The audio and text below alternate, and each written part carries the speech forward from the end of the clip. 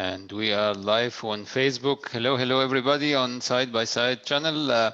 Welcome back. And today was our mental coaching session with Kamal Amir. Hello Kamal, how are you? Hi Adil, hi everyone watching. It's wonderful to be here again with you guys.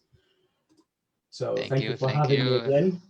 Yeah, it's our pleasure. And I just got to know that we have a very interesting session today with Kamal. So Kamal, floor is yours. Thank you very much, Adil. Thank you. Well, yes, like Adil said, it seems to be an interesting topic today. I am with you guys. I'm just making sure that I'm sharing on the channels and on my site and or on my link and on other places so that people can follow. But here I am. Yes, today's session, we are going to talk about something that I believe, and as I was talking to Adil, believes that it's something very important to think about. Even though you might think it's not related to fencing or sports, it is. And the topic of today is regret. Now, I made a post I think a couple of weeks ago about regret on my Instagram, that regret has no place in your life.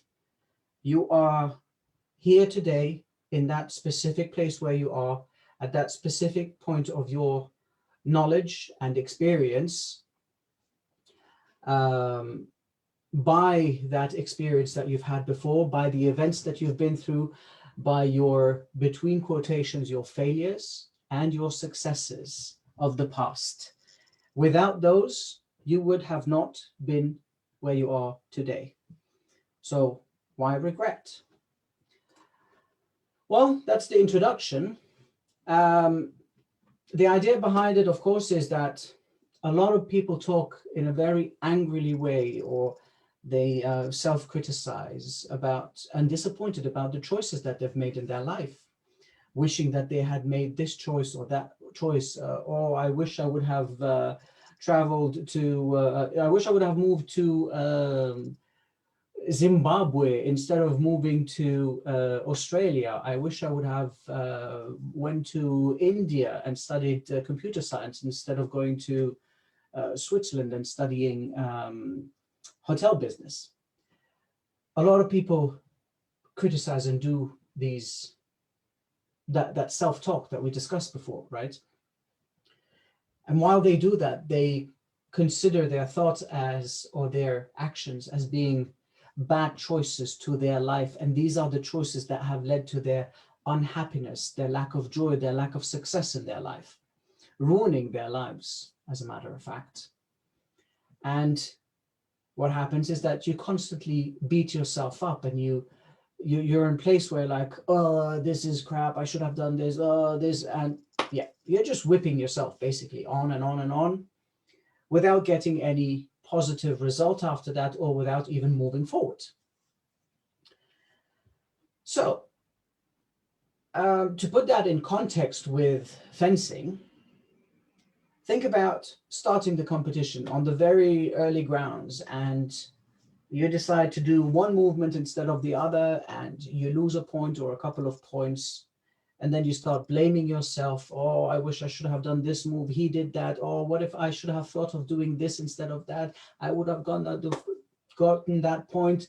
And you fall into that rabbit hole where you are not focused anymore on your game, on your the practices that you've done, on your mental stability, on your breathing, on your techniques. And out of nowhere, you lost the game and you're out of the competition. Bye-bye, thank you very much, pack your stuff, go back home. And you'll have to wait, I don't know, another 6 months for the next competition. And of course, when you get to that competition, you'll be like, oh my God, I did that wrong, and I did that wrong, and I did that wrong. And you will be in no mental state to do that second competition. So what does regret do? It blocks your path. It blocks the way you think. It blocks how to concentrate and focus and to move forward.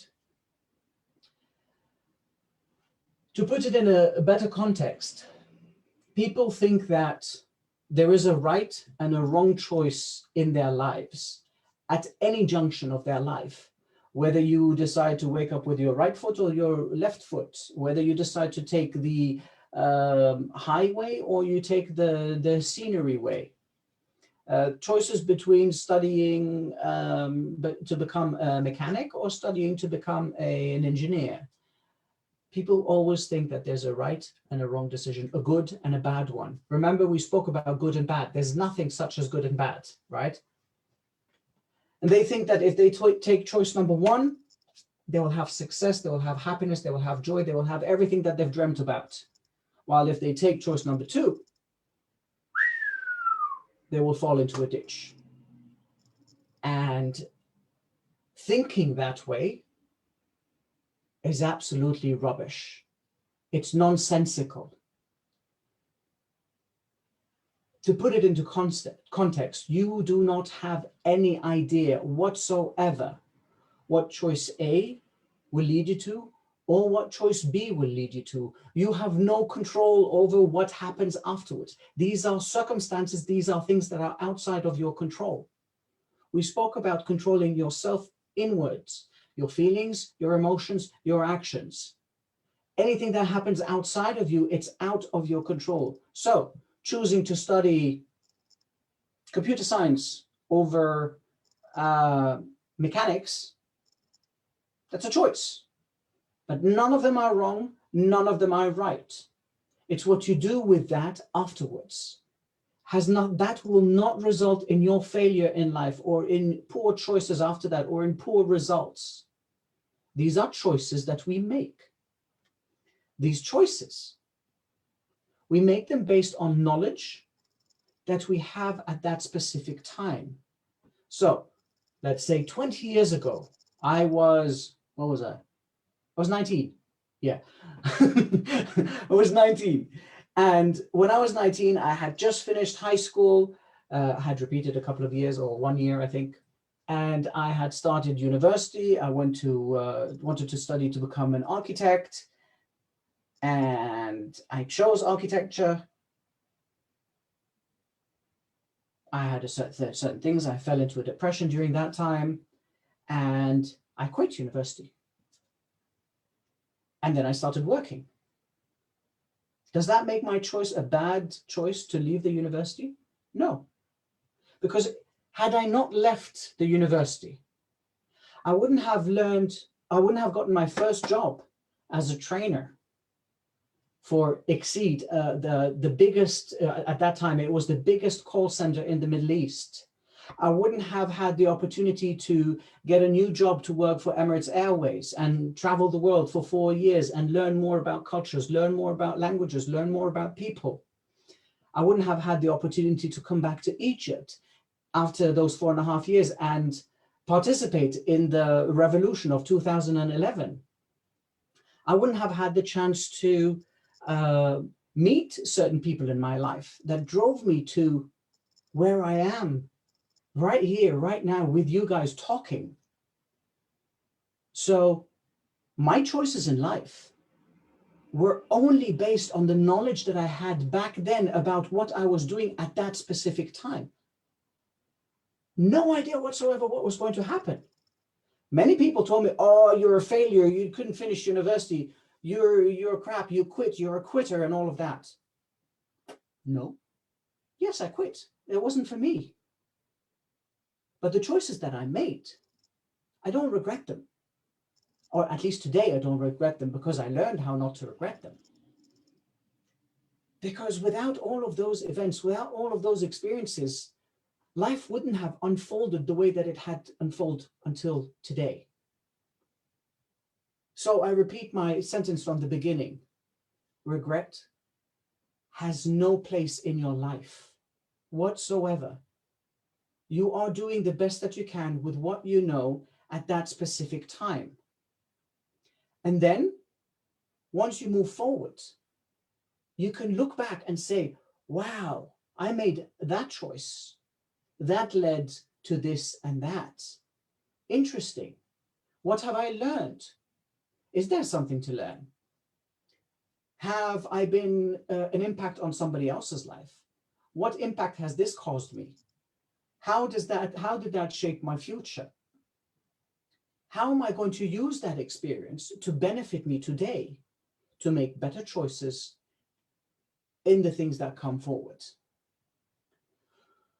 So this is just the start. And as we are, I think, about 10 minutes in, I want to open up the floor because I don't know if there are any questions. So, Adil, if you are with me, just let me know if we have any questions or what you think and if you have something to ask. Yes, I'm here, but we don't have any questions for till now. But so, Kamal, I got from your point that so don't regret on something or a decision you took because it was a choice. You took this choice. Then after some time, try to evaluate the choice and where this choice take you in your life. But Right. the point of how to you mentioned that you made the best choice at that time from your point of view. So how we can be prepared to make our choices in a better way, or to evaluate the different options to make the choice. So the decision making Excellent. process. That's a wonderful question, Adil. Thank you very much for that. Right. I can't remember if I spoke about that before, but I said everything we do in life is based on strategies that we have. So let's say you drink tea in the morning or coffee. Do you cook the coffee in, do you do it French press? Do you do it in an old brewer? Um, do you cook it slowly overnight? You have a strategy to make your coffee. And then when you pour your coffee, do you drink it black with the cream, with milk, sugar, without? How many spoons of sugar? Or would you do it with honey? Now, if you drink tea, is it a tea bag or is it tea leaves? How many spoons do you put in? And the tea bag, when you have it inside, do you dip it once, twice, 5 times? What do you do afterwards? Do you leave it inside or do you take it out? When you stir your tea with the sugar and the milk or without, do you stir it 1 time, 2 times, 3 times, 10 times? Do you you leave the spoon inside or do you take it outside? Now, this is a complicated story, but these are choices and decisions that we make every day in our life. And we do them exactly the same way. Right? Mhm. So, So it's a totally 100%. It's a personal thing. It will different from one person to another. So there is no golden equation. So you follow to be sure, but you need well, to evaluate it on your personality, on your way, on your objective. exactly. Now these decisions that we make, right? I can't remember how many decisions we make, but I think it was around, or I don't want to say rubbish. I'll get you the number next time. Yeah, But we make a lot of decisions. a massive amount of decisions per day, right? And Mhm. if you think of every decision that you make, why you're making it and how you're making it, you won't do anything in your life, right? These Mhm. are small things that we have in our life. The strategy that we have behind those decisions, they're made automatically because we've gotten used to it. Now, when it comes to big decisions, let's say we're going into a competition. Am I going to attend the competition or am I not going to attend the competition? This is a big choice. This is a big decision. There are strategies to understand whether it is a good strategy or a resourceful strategy or an unresourceful strategy. Will it serve you well or will it serve you or will it not serve you? These strategies, I can talk about them next session because I still want to keep on the regret part. Let's make next Okay. session about decision strategies so that we have a note and we have something about that to talk. That's because that's really, really wonderful. Yep. To cut it short, these decisions, there's a way to make, to put between quotations, a good decision rather than a bad decision. And that good decision is based on previous experience, previous events where we had taken good decisions, and we repeat that strategy again because it serves us at that point until it stops serving us. And when it doesn't serve us anymore, we change the strategy. So, to keep in the context of the regret, If you enter a competition, you lose at the first stage, you go back home. Your strategy as a competitor, as an athlete, is not to think back as a, oh, I was crap. Oh, I didn't do this. Oh, I didn't do that. No, you're allowed to be angry and upset. Yes, I'm not telling you not to. Be angry and upset for a limited time. Don't stay angry and upset for like a whole week, 2 weeks, 10 days. Doesn't work. It's not going to serve you anywhere. So you get upset, you can get angry, express it, express your frustration for a couple of days. Get it out of your system. Go hit a punching bag. Put the face of your last opponent, stick it on a pillow, and keep punching it. I don't care what you do. Just get it out of your system. Once it's out of your system, you need to think. You need to analyze each step that you've taken. Think about that match, the first match that you lost. I don't know how many matches you're allowed to play or you're allowed to lose before you get out. But let's say you're allowed 2 matches. You watch the first game, you analyze it. Don't think about what you did wrong. Think about how you can improve. Think about what you should have thought of, how you can think forward to not repeat the mistakes that you've done. Learn those steps, practice more, and be ready. And that's the, between quotation, the advice that I can give you on not regretting. It won't serve you. I promise you, regret will keep you in a pit where you are punishing yourself. You're like, imagine yourself in a deep, dark well, and it's a pit, and you have no ropes, no way to climb. And that's where you're putting yourself when you keep regretting something.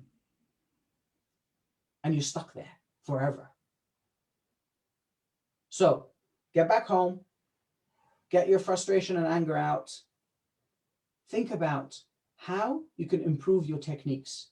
Think about what new routines do you want to take to improve the outcome of the situation that you've had before. Whether it's in fencing, whether it's in personal life, or even in business, it's still the same strategy. You look at what you've done, you analyze it, you don't critique or say, you did that wrong, you did that wrong, you did that wrong. No, you look at what you could have done better, how to implement that new strategy, how to think differently at that specific point. You implement that in your mind. You go back to the visualization. You visualize yourself doing these good steps, or the right strategies, the thoughts and ideas that you want to implement in your life. You stick them in your mind. You repeat them. Waking up. You memorize them. You draw the picture. Right? That way, instead of having a past event that is a regret, it will be a past event filled with experience points, filled with knowledge, filled with unimaginable points to move you forward, to move you to that success part of your life. Remember, there is no such thing as failure. You've just attempted something and you've gotten results that you didn't want. So it's not a failure. I think a colleague of mine, he gave me this, I think it's an anagram, I think it's called, when you use words for letters. Fail, F, first, A, attempt, I, in, L, learning. First attempt in learning. That's what fail means. And every time you do it, even if you do something, the same thing that you're doing, but you're doing differently, you've gotten a different result. There is no failure. And that's why I'm telling you, regret has no place. So to come back to Ada's question, does this whole long talk answer your question? Yeah, definitely yes. So failure or regret is the first step for invitation to analyze what happened and what is the learning lessons from the situation. It's not regret anymore. You don't keep on So regretting it it. needs Just, to be converted from regret to analysis and learn. it's an event, and it's an experience. Remember, life is filled with events. Every time that we're doing something, that we call that an event. We're standing here now, this is an event. We're talking together, this is an event. You go to a competition, that's an event. A birthday party is an event. Going to school, it's an event, right? These are experiences that we have in our life. These events, they're none of them are regrettable. None of them. So we change that regret to an event where we can learn something. Good. And Kamal, so in such case, I think if the person can't reach to the real points or get the full picture, so in our sports situation, so I believe he can back to his coach asking for advice to help him to analyze and learn. Absolutely. This is why you have coaches. I mean, sports coaches are there to teach you their knowledge, to teach you from your mistakes, because they're watching you and they're supporting you. They're your top supporters. They're cheering you more than perhaps your parents, because they want to see you succeed at whatever it is that you're doing. As a, let's say you're a fencer, your coach wants you to succeed, unless they're a bad coach, right? But they want to see you succeed. Your success is their success at the same time, right? So talk to your coach, ask them, I can't seem to focus on my game. Can you tell me about the game, how I performed, how I can improve, what's there to add, without taking it as feedback. Remember, we use that term. It's not feedback. Feedback means I'm criticizing what you've done wrong. Now I want you to get feed forward, something that will feed you, that will give you something to move forward with your techniques. Find these points from your coach. Talk to your coach. You've watched my game. Did you record it? I don't know if you guys record your games, but like, I think you should. It's like I believe they should, yes. Even if the competition itself is not recorded or not got get somebody from your family, archived, get the so the coach, players. get an assistant to do that. Record your games so that you can watch yourself, so that you can watch your opponents, learn their movements. Yeah. We all have ticks. You know, it's like playing poker. I don't know how many of you guys play poker, but you'll see all the competitions of poker. Most of them, they're wearing sunglasses, and they're like, they don't want anybody to see what they're doing. And if they're doing a movement, they're doing the same movement on and on and on, because there are tells. When people bluff or lie, or they're going to punch or kick, or even with fencing, when they're going to, I don't know what you call it, but when they're going to stab you, there's usually a tick. There's a small movement before the big movement. And the only way to find these out is by watching other players. You do that in basketball, you do that in football, you do that in martial arts, in boxing. You'll see all the greatest boxers, they've watched plenty of videos of other boxers that they were going to compete against, to see their style, to understand their movements, to see what is their weakest point. Now, forget about your opponents. When you're filming yourself and you watch yourself, you can learn where your weaknesses are, and then you can work on those. So that's why I'm saying there's no point regretting anything. Hopefully that gives you the second part of the question, Ad. Yeah, sure. It is. So yeah, last words, I guess, from me, if we don't have any questions. There's no point regretting. you'll stay upset, you'll stay angry, and you'll be angry at yourself. Remember, I said before, this is you pouring poison to yourself and drinking it. Why do you do that? You've done something, you've done it. Accept it, look at it, watch it, analyze, learn from it. That's it. So, with that said, I really hope that you guys gained some knowledge from this, and I'm sure you have. And next, Definitely, yes. And I'll make a note here. I'll make a note after we hang up. Next session will be about decision strategies, how to make resourceful decisions, how to change our decisions, and yeah, I think I'm done from here. If we don't have, there are no questions. yeah, so far we don't have questions. So everybody, if you have any question after the session, just send it to us or send it to Kamel, and we will answer it in our Q&A sessions or the next and during our next session. So our session today was with the name that we ended up by erasing it up because it shouldn't be in our life anymore. Regret for your actions. It's not. There is no place for regrets in our life. Just it's a learning and moving forward. So we need to learn how to move forward, taking the lessons from our life, our decisions in our life, and how to be better. So thank you, Kamel, for the session today, and thank you everybody who are following us on Facebook and on Zoom, and waiting for you next week with Kamel Amer and decision strategies and decision technique. Thank you very Thank, much, everyone. Thanks, Adil. thank you, Kamel. Thanks a lot.